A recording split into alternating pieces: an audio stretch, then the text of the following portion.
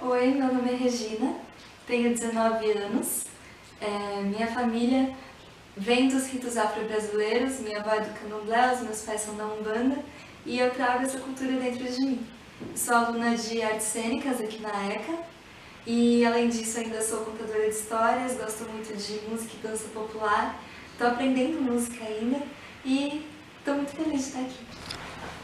Qual foi seu primeiro contato com as religiões de matrizes africanas? Bom, a minha avó é do candomblé.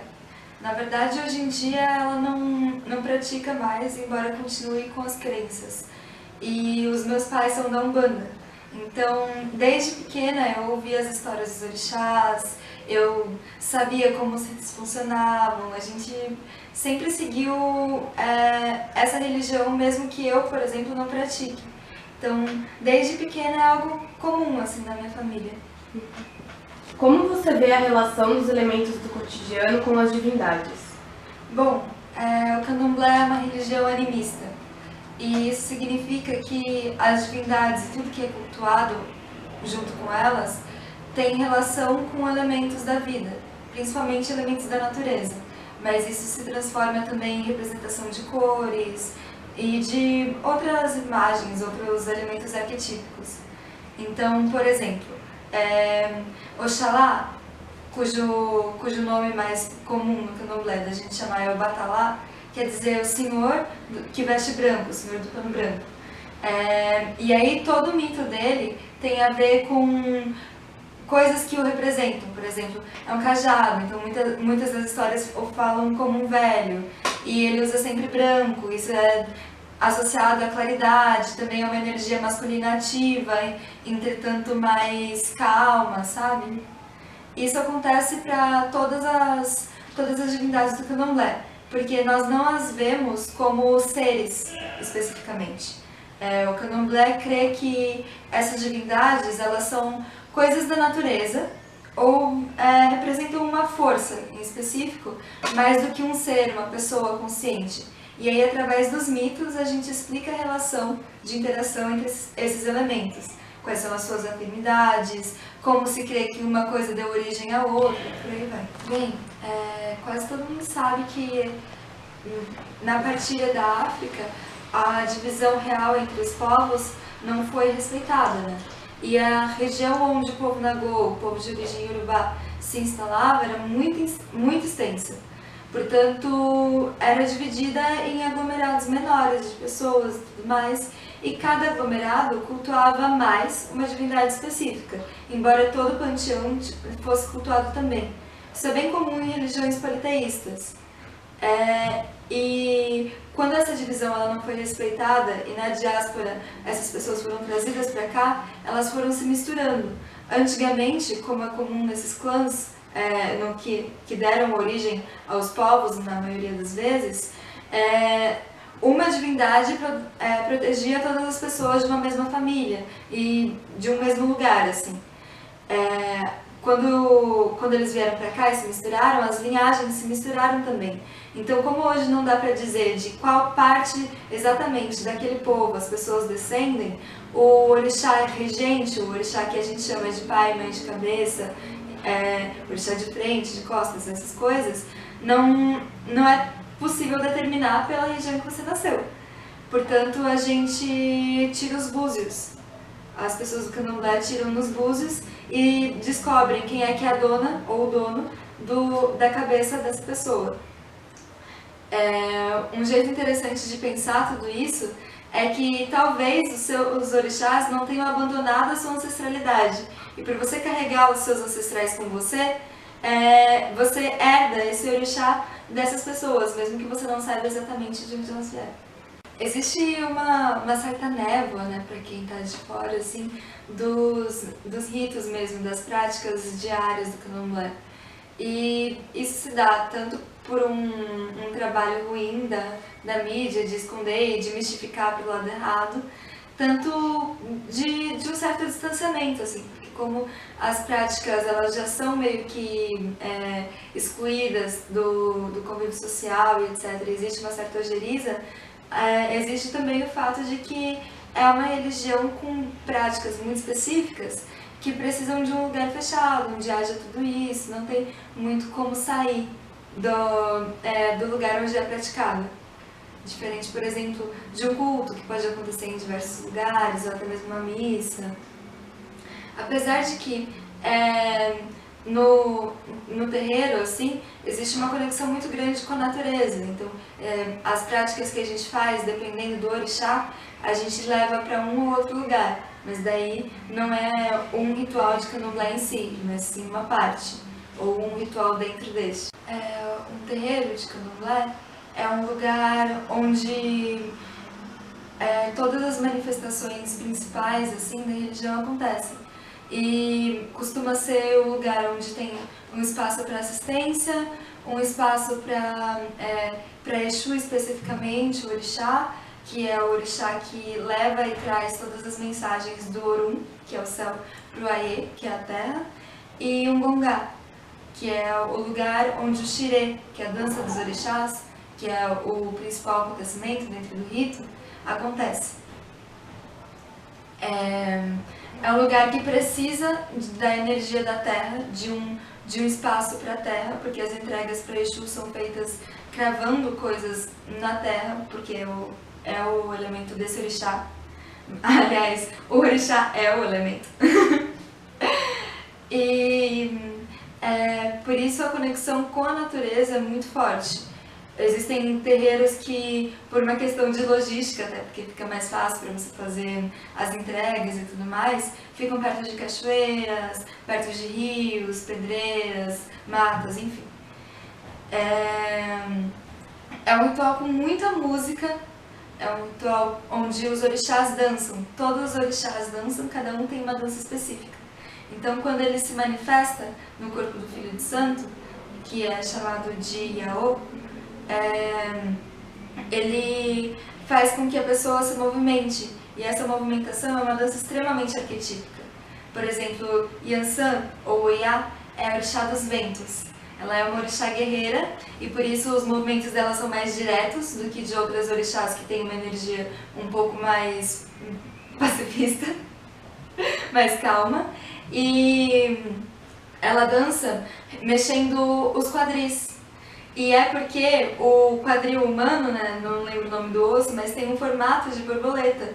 Então, o tremer dos quadris enquanto Yansan dança é uma representação das asas da borboleta batendo. Nós usamos velas porque elas são irradiadores de energia, nós usamos comidas, cada orixá tem uma comida específica, que é chamada de onjé.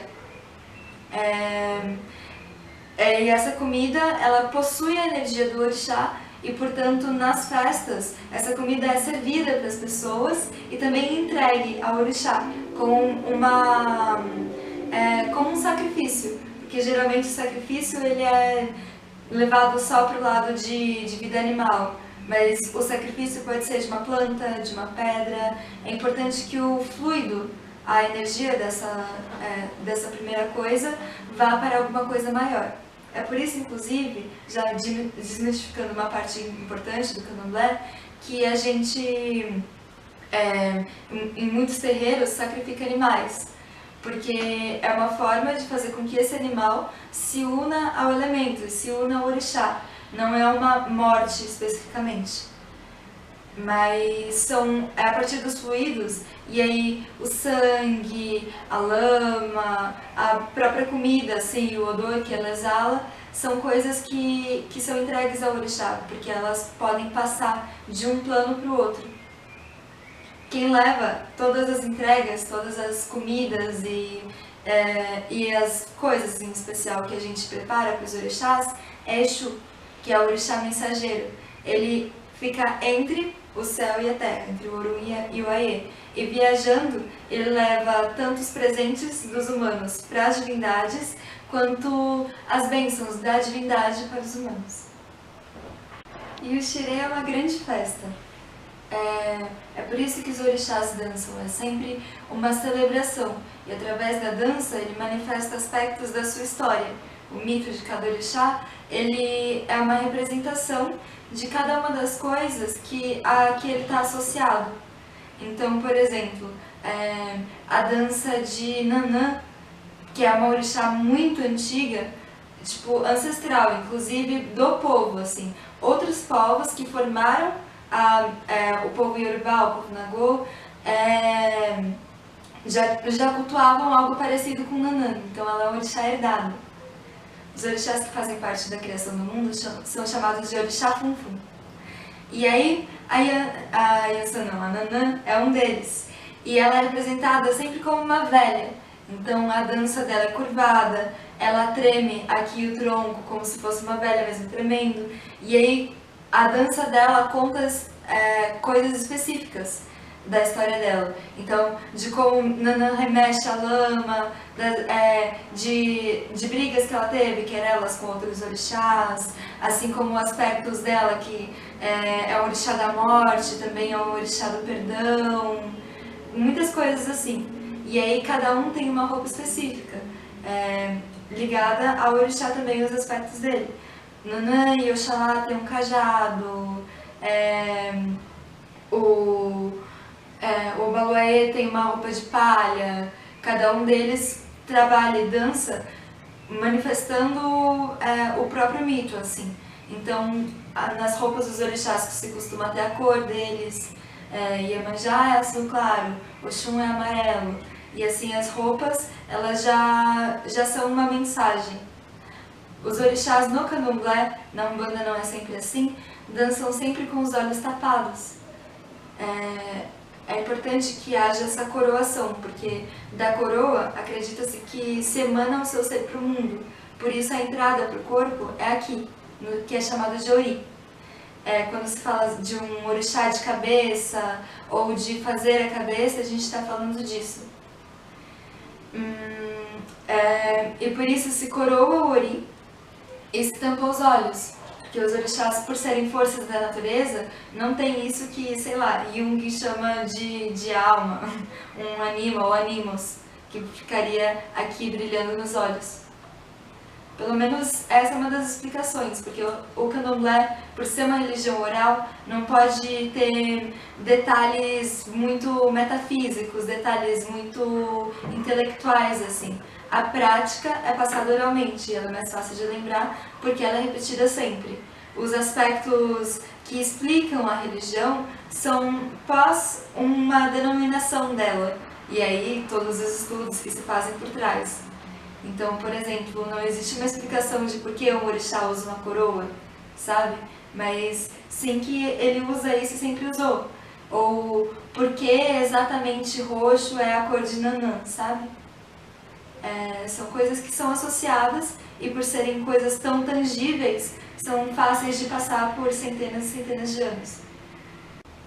Sendo que o candomblé é um mistério, porque muitas coisas não têm uma explicação metafísica, que foi meio que aprofundada depois por estudiosos das religiões, isso infelizmente contribui para essa névoa que eu disse que existe acerca de tudo, né? Mas a principal causa disso, do candomblé ser visto como algo tão bárbaro, é a associação dele com a cultura negra. Porque como é parte da cultura negra e como a maioria dos seus praticantes são afrodescendentes, é impressionante o quanto o racismo estrutural faz com que no imaginário brasileiro, sem que se perceba muitas vezes, exista um ódio gratuito a essa religião. E aí todas as práticas dela, fossem quais fossem, ainda seriam tão bestificadas, sabe? Tão bestializadas. E aí o preconceito, principalmente das áreas mais conservadoras, católicas e evangélicas, é muito grande. Existem pastores por aí que falam, que pregam nos seus cultos e até concorrem a cargos de vereador e etc., que é bom invadir festas de candomblé e de umbanda, quebrar as coisas, porque isso seria parte de uma luta contra o diabo. Mas nem sempre as coisas são tão extremas, sabe? É comum que se utilize macumba como um sinônimo para bagunça, ou então para um feitiço ruim, uma coisa que é assim, tipo, selada e totalmente plastificada em preconceito, sabe? Quando na verdade a origem da palavra macumba é um tambor. E aí o toque da macumba nos terreiros ainda dos escravos, das pessoas escravizadas, né, que moravam nas fazendas, fazia com que se entrasse no transe, que é conhecido como baixar o santo, que é baixar o orixá. É a recepção dessa energia que dança através de você.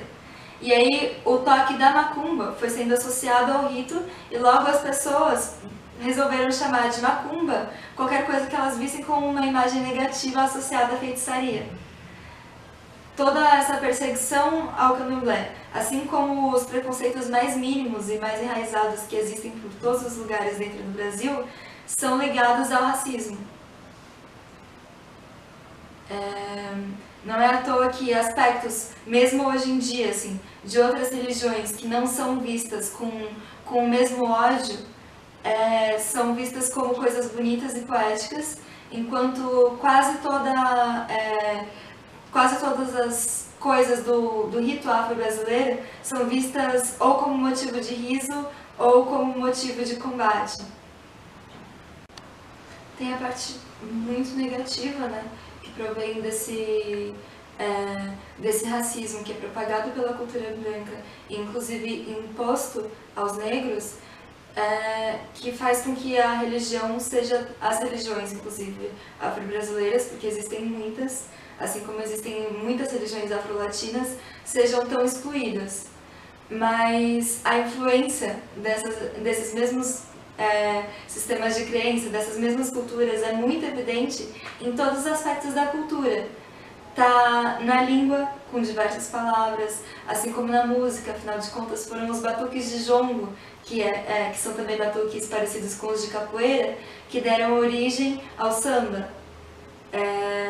A maioria das danças brasileiras, assim, que vem da cultura popular, tem elementos, se não evidentemente originados de culturas africanas no geral, e da Yorubá entre elas, mas também coisas misturadas, coisas que já estão completamente imersas no imaginário do que se formou como povo brasileiro.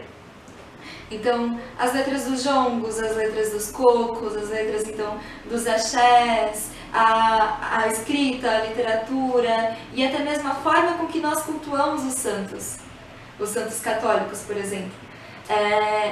Colocar santos perto de elementos da natureza, todas essas coisas, elas vêm de influência iorubá, de um desejo de presentear as divindades.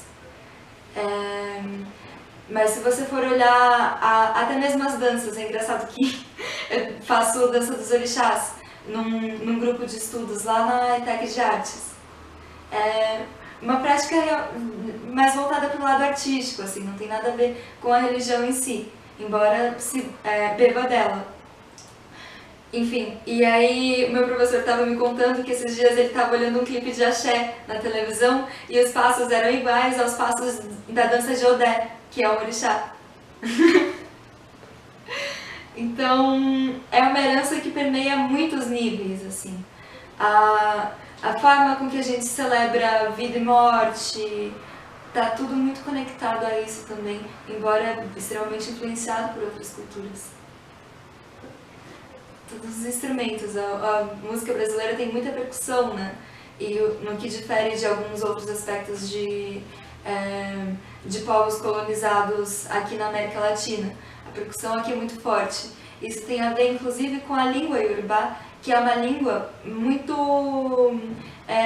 cortada, que sugere, inclusive, uma percussão. Todas as grandes histórias são meio que contadas numa forma épica, assim, em que as palavras formam um sentido junto com uma sensação. E por causa disso, a maioria das músicas do povo iorubá, na África no geral, são feitas quase que exclusivamente com percussão. Isso antigamente, obviamente, há centenas e centenas de anos atrás. E aí, isso se transferindo para cá, transferiu junto a uma cultura de gostar de ritmos, e ritmos complexos, que dizem coisas. E tá no samba, evidentemente, mas também tá no choro e tá em todos os tipos de música que se faz aqui no Brasil. Como é a sua relação com os orixás? Bom, embora hoje em dia eu não frequente o candomblé, tanto por uma questão de falta de tempo também, quanto por caminhos na vida que a gente vai trilhando, eu cresci, tipo, sabendo dos orixás. Então, eles permeiam a nossa vida, permeiam a minha vida, né, de uma forma que qualquer aspecto da cultura permeia a vida de uma pessoa. Então, eu penso, sinto orixás, a energia orixá, especificamente, que é chamada de axé, a energia vital, em tudo que eu faço. Então, eu vejo a chuva, eu vejo os raios e eu lembro de Oiá. Quando venta também, a primeira coisa que me aparece na cabeça quando eu penso no mar é Iemanjá. Cada orixá é associado a uma data específica, então eu sempre lembro dessas datas. E mais do que isso, assim, como cada orixá tem uma associação de temperamento, tem uma associação de aspectos mais cotidianos da vida, assim, as questões do amor, mesmo que num outro nível de crença, já não tão forçoso assim, ou melhor, já não tão cotidiano assim, eu penso e imagino Oxum e a energia dela. Os meus pais ainda frequentam e a minha avó hoje em dia está muito velhinha e não frequenta mais. Mas os mitos, eles me ensinaram muitas coisas, as histórias, elas dentro da minha cabeça me ajudam a explicar algumas coisas dentro de mim e fora também. E existem coisas que entram na fé da gente de um jeito que a gente não consegue mais desassociar. Então, eu tenho um grande afeto pelos búzios, pelo acarajé, que para mim é uma comida sagrada. Eu estou sempre escutando os pontos, estou sempre escutando as músicas, existem as preces também, de vez em quando acendo uma vela ou outra, e acho que o mais legal de tudo é poder trazer essa cultura com muito orgulho, tipo, e vesti-la com muito orgulho, e aí trocar com as outras pessoas, sabe? Tipo, falar, mas que pessoa mais desconfiada, parece até filho de Odé. E trazer essa troca, assim, porque eu tenho muito orgulho da minha religião e da minha ancestralidade. Então, por mais que hoje em dia ela não faça parte do meu dia a dia em si, ela faz parte de quem eu sou. E tem a parte mais prática disso tudo, porque como eu já disse antes, eu não sei se isso vai estar antes ou depois da entrevista, tudo bem, mas cada orixá tem para si filhos de santo. Na verdade, são 3 que regem principalmente e mais 5 que regem o seu Odu, que é o seu destino. Mas os 3 que regem a sua cabeça, quem você é e não o que você veio fazer nesse mundo, são o orixá de frente, o de costas e o terceiro. A minha mãe de cabeça, que é o meu orixá de frente, é Iemanjá. Então, eu tenho uma conexão muito especial com tudo que vem do mar, coisas relacionadas à maternidade, no sentido mais de cuidar e nutrir. Das pessoas de quem eu gosto, Iemanjá também, por ser dita dona de todas as cabeças, ela mexe com a psicologia, com a compreensão de si, dos outros, então é algo que me interessa muito. Além disso, como cada orixá ele é associado a elementos um dos 4 da natureza, ou 2 misturados, Iemanjá é mais do que o mar. Ela é toda a água, tanto que no povo Nagô ela era a senhora de um rio. E a conexão com o elemento água e tudo que flui dele é muito forte. E toda vez que eu vejo a água, que eu estou perto, eu sinto como se a minha mãe de cabeça estivesse próxima de mim. No sentido daqueles em que as crianças imaginam, tipo, os seres e as ideias se aproximando dela, algo que vem de dentro do coração e de fora também. Iemanjá eu sinto a proteção, sinto mais do que isso, assim, a influência do mar e das coisas relacionadas a ele na minha personalidade. Cada orixá tem um elemento específico, então, tipo, Yansan é o vento, e mais do que ter, eles são. Então, Iemanjá, ela é a água, é o mar, e ela é a espuma que se forma nas ondas. É a manifestação de uma energia, assim, que é ampla e, ao mesmo tempo, muito mínima e detalhada. Isso é uma prova de o quão antiga a cultura iorubá é. Assim como a língua, que desenvolveu um sistema muito complexo e fácil de memorizar, porque eles não utilizavam a escrita. Portanto, tipo, a maior parte do conhecimento dos povos é passada pela linguagem oral e pelas histórias, porque através das histórias você consegue passar tanto os costumes, quanto os aspectos mais metafísicos, quanto a moral do povo, como conselhos de como proceder. As histórias são coisas muito valiosas, assim, tanto que os griots, que são contadores de história, na época de reis e rainhas africanos, antes da diáspora, eram considerados extremamente importantes. Era uma profissão nobre, porque eles guardavam dentro de si toda a história de um povo, através dos contos e mitos. E histórias de reis e rainhas, essas que, por motivos maiores, acabaram se perdendo na maioria das vezes, o que é diferente com o que sobreviveu do candomblé. Os mitos de Iemanjá, obviamente, são os meus favoritos, e a minha mãe e a minha avó sempre contaram pra mim. Meu pai também, ele falava, pede licença pra Iemanjá antes de entrar no mar, e já emendava isso com uma história, antes de dormir também. Ouvir sobre os orixás me ajudou a compreender a forma com que a minha família via o mundo, e assim entender mais também sobre toda a cultura que o cerca. Na imaginação do povo iorubá, Iemanjá morava com o Olorum, que é o grande deus, a grande divindade criadora. E o Olorum é tão grande, a representação do infinito, arquetipicamente, que ele não cabe na cabeça de ninguém, por isso ele é inconcebível. E Iemanjá morava lá com o Olorum e se sentia muito sozinha.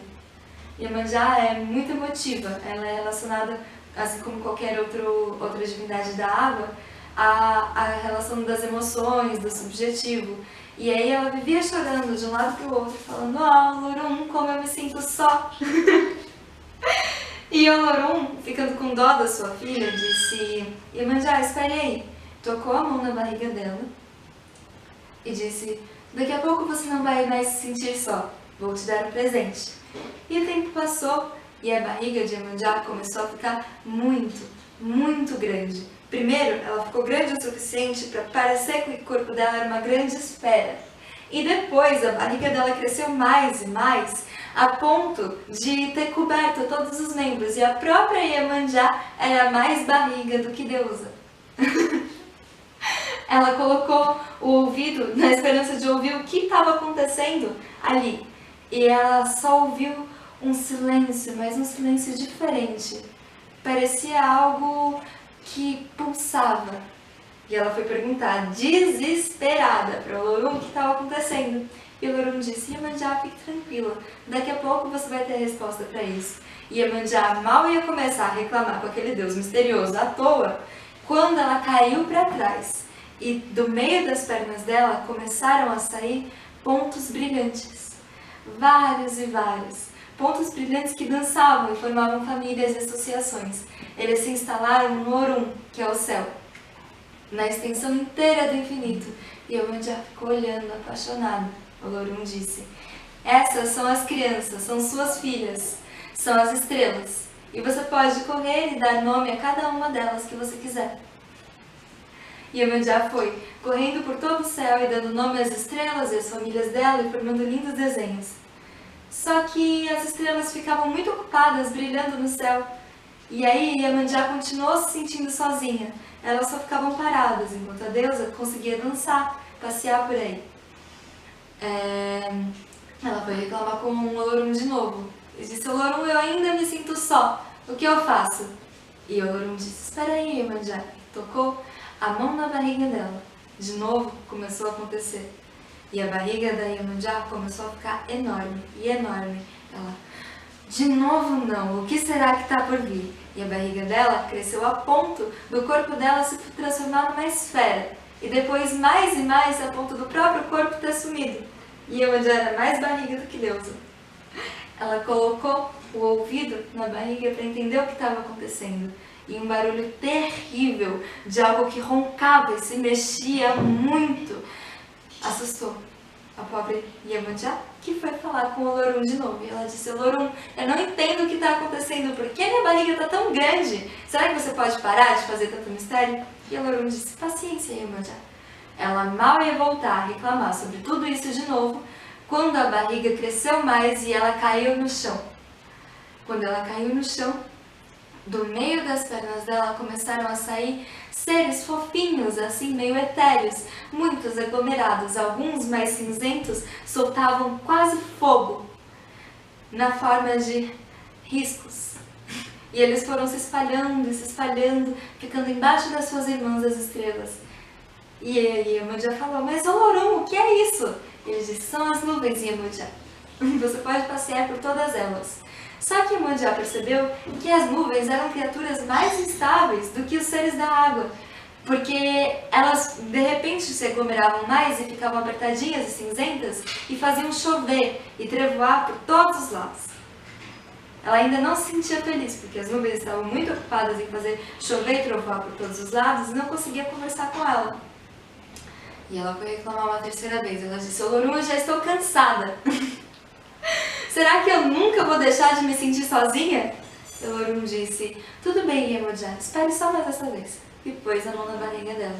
E de novo, a barriga dela começou a crescer até que o corpo da Iemanjá tinha se transformado numa grande esfera. E depois disso, tão grande que o próprio corpo da Iemanjá tinha sumido por trás da barriga. E ela era muito mais barriga do que divindade. E ela pôs os ouvidos na barriga para entender o que estava acontecendo.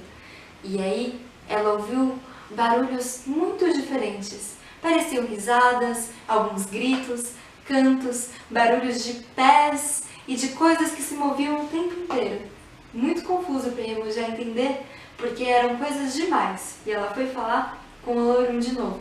Olorum, o que é dessa vez? E o Olorum disse, paciência, Iemanjá. Iemanjá mal teve tempo de reclamar e a barriga dela cresceu mais do que tinha crescido todas as outras vezes. E do meio das pernas dela saíram várias criaturas dançantes, cada uma delas com uma voz e um canto e um tipo de dança específico. Saiu Oiá, depois Iemanjá deu o nome, saiu Ogum, Odé e vários outros. No total acho que 7, mas os contos variam. Cada um deles associado a alguma coisa. Oiá mal olhou para a mãe e já ficou muito feliz por ela ter sido mãe das nuvens também. Gostou da chuva e do vento e para lá foi morar. Ogum foi morar para outro lado, perto das pedras que produzem ferro. Depois viraria um deus guerreiro. Odé gostou das matas e dos animais. E assim Iemanjá tinha vários deuses que podiam viajar com ela e visitá-la sempre que quisessem. Ela foi morar no mar. E então, fluindo para sempre essa energia de algo que tem o poder de gerar tantas outras coisas, Iemanjá foi conhecida como a Grande Mãe. Tanto que o nome vem de Yamoedjá, quer dizer mãe, cujos filhos são peixes. Onisaure, Aulaxé, Onisaure, Oberiumano, Onisaure, Aulaxé, Babá, Babassaure, Aulaxé, Babassaure, Oberiumano, Babassaure, Aulaxé, Babá.